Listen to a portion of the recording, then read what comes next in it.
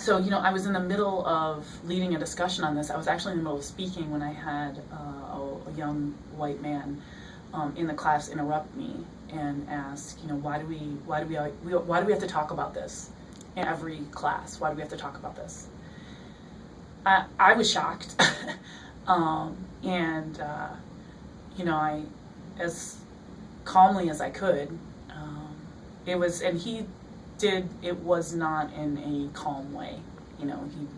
His whole demeanor was very defensive, and he was taking it personally. And I tried to explain, of course, in a reasonable manner, as reasonable as I could, given the fact that I was being interrupted and put on the spot in the middle of class, that this is unfortunately the context of 21st century America.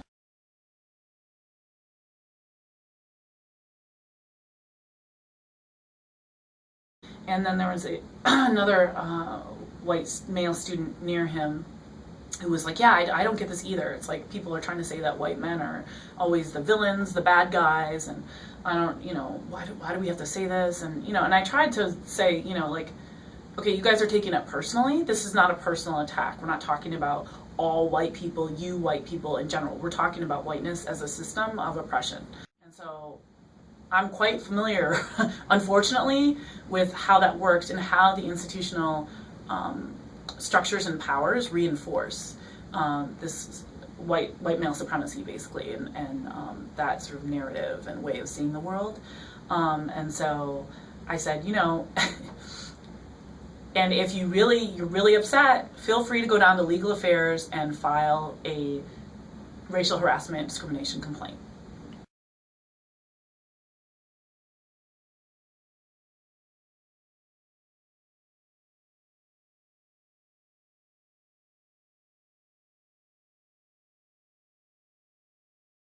As a vocal black female, younger looking, I look younger than I am, I'm 38, faculty member here, unfortunately this is not the first time I've actually had multiple verbal and institutional attacks on me by white males, whether they were students, faculty, administration, or staff.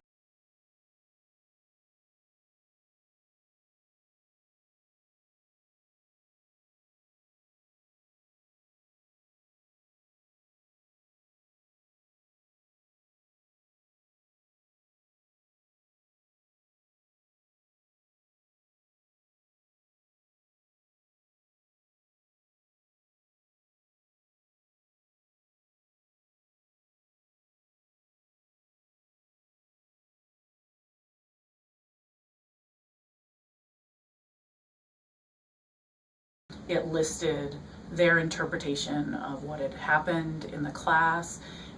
It said, this is going to be a formal reprimand, which means it goes into my file, and that one of the key pieces of redress for this is to have 2 one-on-one appointments or sessions with Dr. Whitney Harris, who is our new diversity director, sent here by Chancellor Rosenstone after our other chief diversity officer, Dr. Joy Lewis, resigned here 9 months ago because of what she claimed to be a hostile work environment.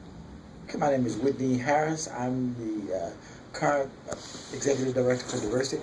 Prior to coming here, I served for 8 years as the chief diversity officer and executive director for diversity and equity at the system office for the Minnesota State Colleges and University System. I have a long, almost 40 years in education from K through PhD work, teaching.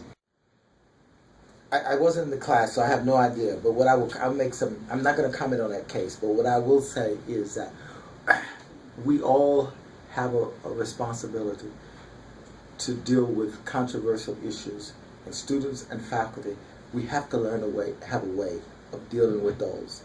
And both sides, both of us, have to create the room where we can have discussions of those matters. Now, what happened in someone's particular class, obviously I'm much too much of a professional to comment on that in public.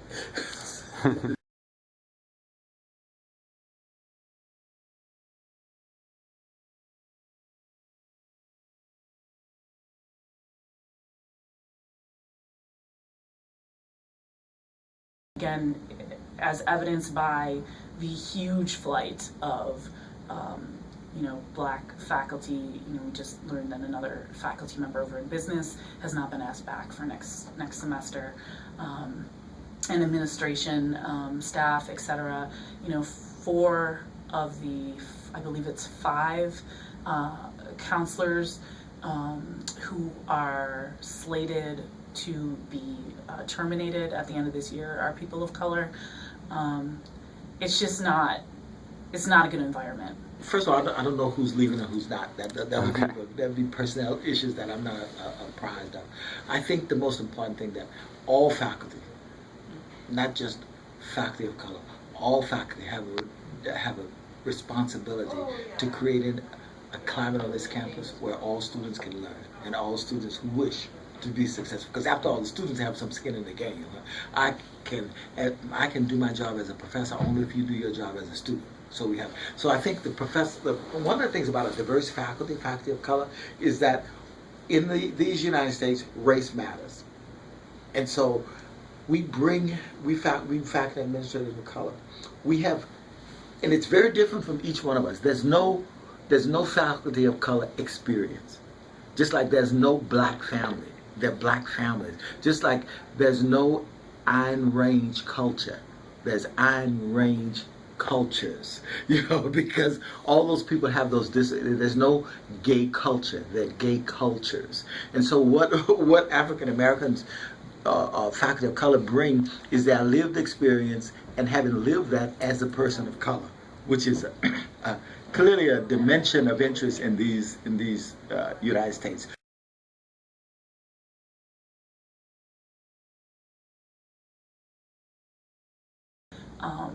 Let's be clear that is absolutely connected to the poor treatment and completion rates of students of color here as well. Abysmal. The college is not serving students in general well with our, I believe it's 21 or 24% completion rate. But it's certainly not serving the 33% students of African descent and the now approaching 60% students of color in general at this school. And that is absolutely, undeniably related to the treatment of faculty of color here, administrators of color, and staff here.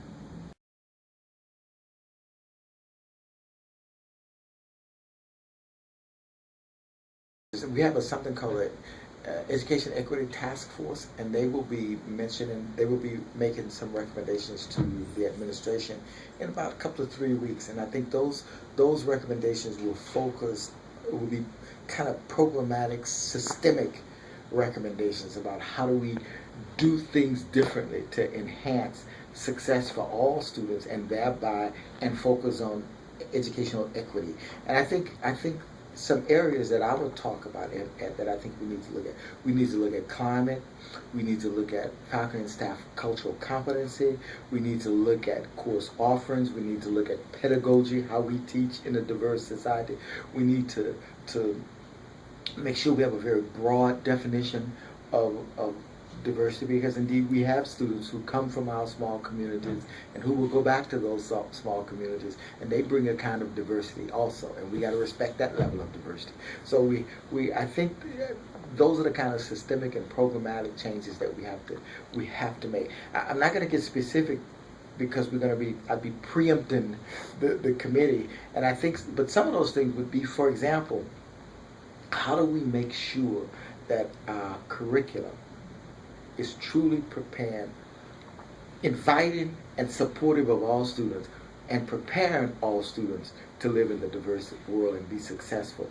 How do we look at what we have students who come into college who are not college prep, not college ready? How do we capitalize on that rather than moan about that? We, as an institution, are effectively saying to poor, working class, students of color, that's the majority of our student body, we will take your personal and federal dollars to run our institution, to pay people's salaries, et cetera, but we are not under any obligation to ensure that you get anything out of it. The trick in diversity is to recognize commonalities and differences, and that's the jagged edge that we're struggling with at MCTC. But by the way, that's the same thing that's happening in the community, isn't it? It's the same. And you want to see it play out? Just look at our U.S. Congress. No matter what political, no matter if you're on the radical right or radical left, nobody's getting what they want these days. I don't feel safe in the class anymore. I definitely feel like I'm a target in the class. I don't feel like students respect me. Those students were trying to undermine my authority from the get-go, and I told the lawyer at the investigatory meeting that, you have basically helped those 3 white male students succeed in undermining my authority as one of the few kind of remaining black female professors here.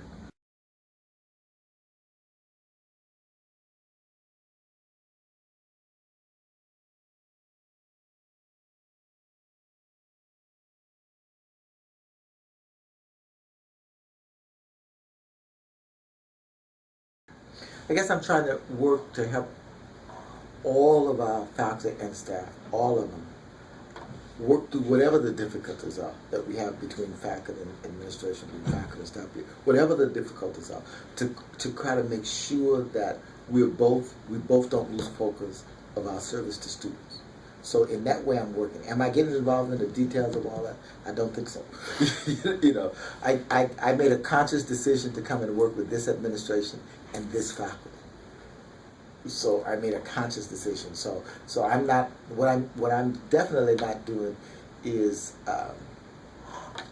adding to, I hope, the commotion, as we say down south. That in the 33 MNSCU, Minnesota State colleges and university systems, there is no place where people of color are going to be well served as students, faculty, staff, or administration, because the MNSCU system is broken and there's nobody there that is taking accountability for these issues, which is why those of us who are constantly under attack and have targets on our heads have had to go to these outside agencies like the EEOC in order to attempt to get any kind of redress whatsoever. Sure, I think MNSCU, I think the race issue may look, because we're the most diverse campus. We're not going to bring all, in America, you cannot bring people from different races together and it just goes smoothly. This is the United States where race is an issue. So for us to act like, oh, we're going to be the most diverse campus and everybody's going to sing kumbaya no, we're going to have disagreements because we come from different experiences and we're going to see things differently. But I hope that my work is helping us all. And I have no guarantees and I suffer no illusions. I'm not the one who's going to save the ship, but working to help us. The most important thing is that we communicate honestly and that we understand. I always remind myself every morning that I didn't inherit this job from my papa. It belongs to the people of Minnesota, and they expect me, because they're paying me a salary, and they expect me to use my time, not in my personal politics but in serving students and in serving faculty and staff. And so that's how I hope I'm modeling that, and I hope that's my contribution to raising our campus, to moving us beyond whatever those issues are.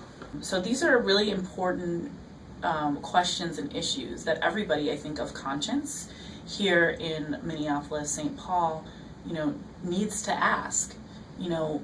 Why is this vindictive and dysfunctional leadership here being, given a green light to continue this kind of behavior, which is not helping anybody achieve any sort of educational goals that are, especially those that are outlined in MCTC's own mission. this is not okay and something needs to be done.